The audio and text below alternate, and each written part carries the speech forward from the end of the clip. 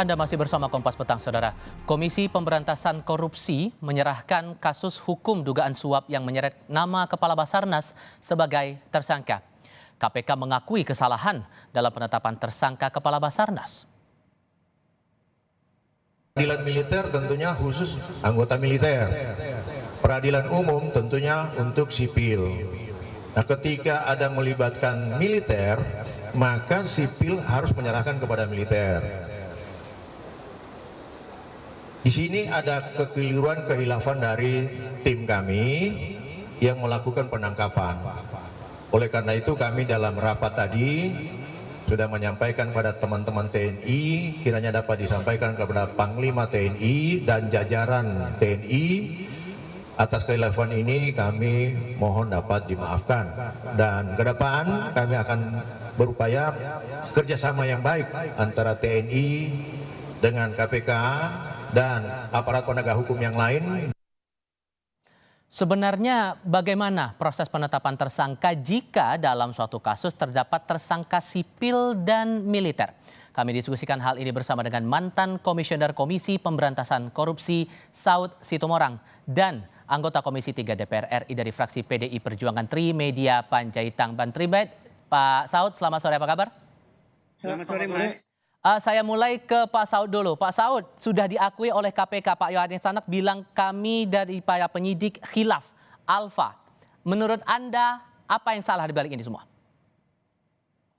Iya, bukan salah, karena memang kan ngejar koruptor itu kan pasti ada aja kegamangan atau hal-hal yang menyangkut, walaupun begitu juga kriminal-kriminal lain ya, walaupun sudah ada yang mengaturnya. KUHP kan sudah mengaturnya, kemudian di KUHP juga ada yang disebutnya koneksitas. Sebenarnya nggak perlu ada kegamangan, tapi kalau memang kita mau belajar bagaimana kita dulu waktu helikopter AW101 juga kan begitu. Jadi ya sipilnya kita selesaikan, kemudian yang lain diselesaikan oleh pihak militer. Jadi sebenarnya ini soal style aja nih, style kepemimpinan di KPK yang saat ini memang mungkin mereka nggak in touch sampai ke bawah atau memang seperti apa gitu. Tapi kalau kita mau bicara koneksitas kan kejaksaan sudah punya pengalaman mereka untuk kemudian sama-sama. Jadi sebenarnya saya anggap ini hanya sebuah proses yang mungkin agak gamang ya. Mereka Sebatas masalah komunikasi menurut Anda, Pak? Iya, gamang karena ada perwira tinggi. Tapi sebenarnya penyelidik dan penyidik kan sudah paham bahwa ini terkait dengan si A, si B, si C dan backgroundnya seperti apa. Jadi dari awal sebenarnya bisa dikoordinasikan. Tapi kalau kita lihat faktanya juga di KPK saat ini, tim dari Puspom TNI datang beramai-ramai ke Gedung Merah Putih, berkoordinasi dengan KPK sampai akhirnya KPK mau menjelaskan sebetulnya apa yang terjadi, mengakui khilaf. Menurut Anda KPK berbicara saat ini bersama dengan Puspom TNI dalam tekanan? Oh ya enggak lah, KPK nggak boleh ditekan. Kalaupun mereka ditekan itu salah kalau mau ditekan. Ini kan sudah exploit ya, terjadi peristiwa pidananya. Ya kalau ditekan itu namanya menghalang-halangi penyidikan juga, itu bisa jadi problematik itu. Jadi sebenarnya kalau menurut saya wajar saja karena memang belajar dari sebelumnya W101 itu nggak seperti ini caranya. Gimana caranya Ya tuh? kan? Ya kita lakukan koordinasi dengan baik dari awal. Jadi saya dengar ini, saya nggak tahu kronologisnya seperti apa ke mereka. Jadi kan harusnya mereka sudah bicara ini ya, risiko-risiko setiap operasi-operasi penindakan itu kan sudah harus memikirkan risiko-risiko seperti ini. Jadi kalau dari awal dipikirkan, ini semestinya nggak perlu terjadi gitu. Kalau bicara dari ekspor, banyak ekspor tadi dalam sana yang paham betul apa itu koneksitas, apa itu ranah TNI, apa itu ranah sipil, dan kita juga punya pelajaran dari AW101 dan kasus-kasus lain. Jadi mungkin biasalah terjadi kayak begini, dan saya pikir tadi selesai dari TNI juga saya lihat mereka appreciate apa yang dilakukan KPK, tinggal mereka mau tangani. Cuman persoalannya adalah biasanya memang agak lama, agak berbeda nanti yang ditangani oleh KPK cepat sekali gitu, nanti yang lain tuh agak lambat. Itu mungkin yang kita bicara efisiensinya itu yang penting. Oke, Bang Trimen, Anda mencermatinya bagaimana kemudian Puspom TNI langsung datang ke KPK dan akhirnya KPK mengklarifikasi soal kasus ini? Yang jelas yang pertama ini catatan tersendiri ya untuk KPK karena peristiwanya kan sudah 2 hari yang lalu dan semua media expose-nya luar biasa karena memang saya kira zaman Pak Saud juga perwira aktif bintang 3 seperti ini dijadikan tersangka, ini luar biasa. Saya juga seakan-akan tidak percaya itu dilakukan tersangka, walaupun Kabasarnas ini sudah diberhentikan karena beliau menjelang pensiun. Tapi apapun dari peristiwa ini harus diambil hikmahnya, dan ini pembelajaran bagi KPK seperti yang disampaikan oleh Pak Saud tadi. Bagaimana koordinasi pimpinan sampai dengan pelaksana-pelaksana di bawah. Dan saya kira persis seperti yang disampaikan oleh Pak Saud, kalau yang menyangkut pejabat-pejabat tinggi negara, terutama TNI, Polri, dan juga saya kira hakim-hakim agung yang dilakukan OTT beberapa waktu yang lalu, pasti sebelumnya sudah ada kerjasama.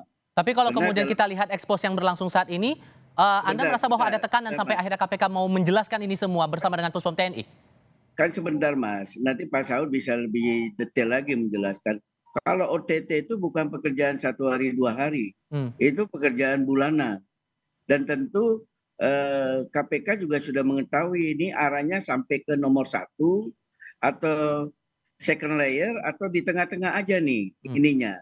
Nah kalau sampai ke nomor 1, tentu KPK sudah berkoordinasi mungkin sama Panglima TNI, mungkin juga sama pemerintah ya, apa Menseknek atau Mensekap, itu sudah dikomunikasikan sehingga tidak terjadi peristiwa seperti ini.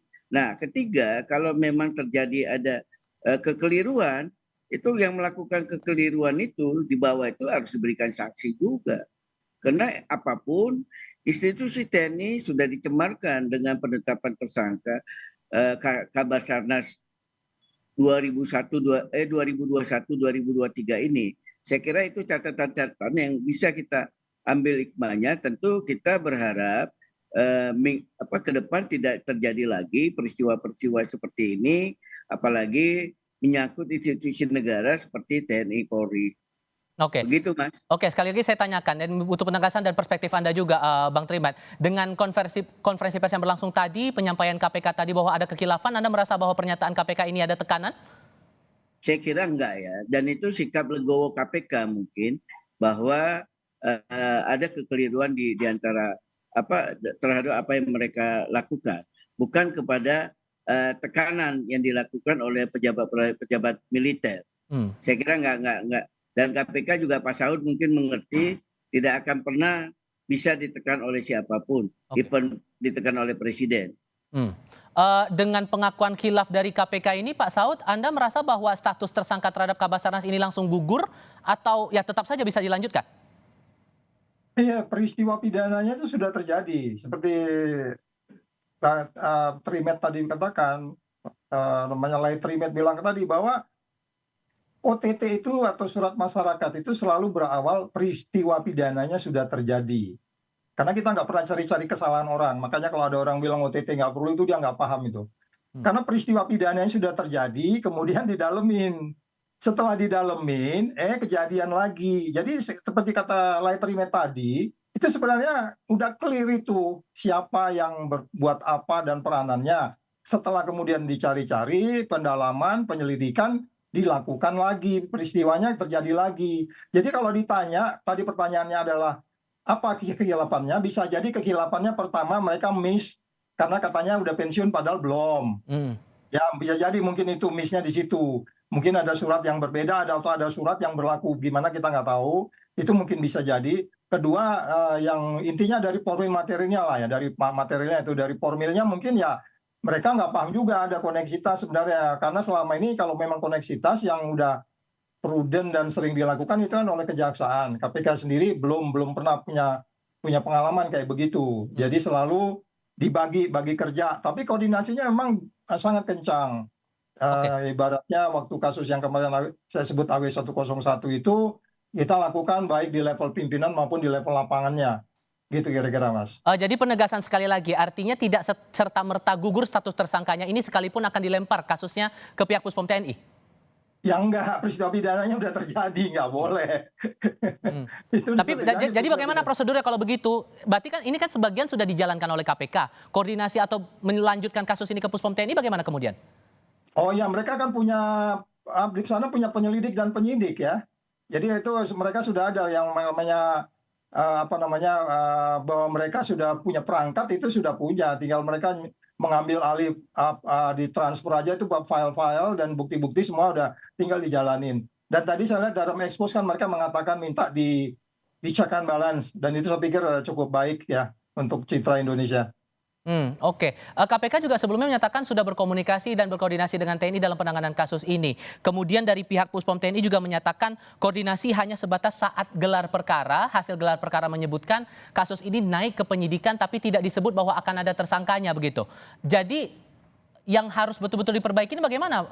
Bagian mananya sebetulnya Pak Saud?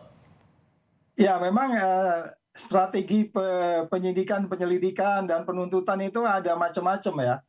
Tapi whatever itu sebenarnya dari awal kan kalau kita udah koordinasi di tempat yang paling tinggi kan tinggal yang tempat yang paling tinggi kalau kita anggap clear ya. Clear yang paling atasnya itu clear gitu ya. Itu kan sudah bisa kita koordinasi bahwa selanjutnya beliau kan tinggal ngomong ke bawah aja. Udah ikutin solusinya atau kita ambil alih dan seterusnya. Jadi ini karena memang kan kalau di TNI itu kan sangat komando. Jadi kalau perintah pimpinan yang paling atas ikutin perintah, ambil alih dan seterusnya itu jadi sebenarnya easy sebenarnya. Jadi koordinasi di antara pimpinan KPK dengan pimpinan yang paling tinggi di TNI, kalau dari awal sudah dilakukan, kalau memang clear bahwa pimpinan TNI nggak ada kaitan di sini ya, jadi itu kan penegakan hukum seperti itu gitu. Ya, atau kalau tidak nanti malah jadi bisa juga problematik hukum karena kan langsung tidak langsung pimpinan KPK tidak boleh berhubungan dengan kasus yang sedang ditangani oleh KPK kalau orang yang tersebut terkait gitu. Oke, Jadi, Bang Trimet, saya ke Anda sekarang. Melihat kasus ini nantinya akan diserahkan ke Puspom TNI, seharusnya bagaimana kemudian kasus ini bisa dilanjutkan? Nah, saya mau menegaskan juga, kalau disampaikan oleh Pak Tanak tadi, mewakili pimpinan KPK dengan pihak TNI, ada kekeliruan, berarti menurut saya ya Kasabasarnas itu status tersangka tidak jadi, cuma bagaimana melakukannya itu juga jadi problematik. Kalau kemudian diserahkan kepada Puspom itu saya kira yang dibawa mereka itu, dibawa beliau itu yang diserahkan kepada Puspom TNI, bukan ke pejabat Kabasarnas itu yang diserahkan. Nah, bagaimana kemudian sudah betul diknya sudah ditetapkan tersangka, hasil gelarnya itu juga yang lebih lanjut harus dijelaskan oleh KPK. Oke. Mungkin tadi belum waktunya langsung dijelaskan semuanya, karena itu konferensi pers bersama. Ke depan harus disebutkan status beliau ini apa. Apakah kemudian dianulir status tersangkanya atau diserahkan? Kalau diserahkan, ya tidak perlu ada konferensi pers bersama seperti itu. Nah, kalau kemudian dia nulis status tersangkanya, dasar hukum yang dipakai seperti apa? Itu yang jelas kemudian juga harus dijelaskan. Oke, ada saran juga Jampit Mil juga harus dilibatkan di sini. Berarti koordinasinya bagaimana harusnya kemudian untuk kasus ini, Pak? Bang Trimet. Itu kan soal kan ada jaksa juga di sini. Ini kan sebenarnya urusan KPK dengan pihak TNI. Ini dulu yang di-clearkan. Kalau seandainya maksudnya kekilapan menetapkan Kabasarnas ini menjadi tersangka, berarti logika saya, dia tidak tersangka lagi. Nah, kalau dia tidak tersangka lagi, pintu alas hukumnya apa untuk menjadikan dia tidak tersangka lagi? Baik. Oke. Terima kasih untuk perspektifnya Bang Trimedia Panjaitan dan Pak Saud Situmorang sudah dibagikan bersama Kompas TV kali ini. Selamat sore semuanya.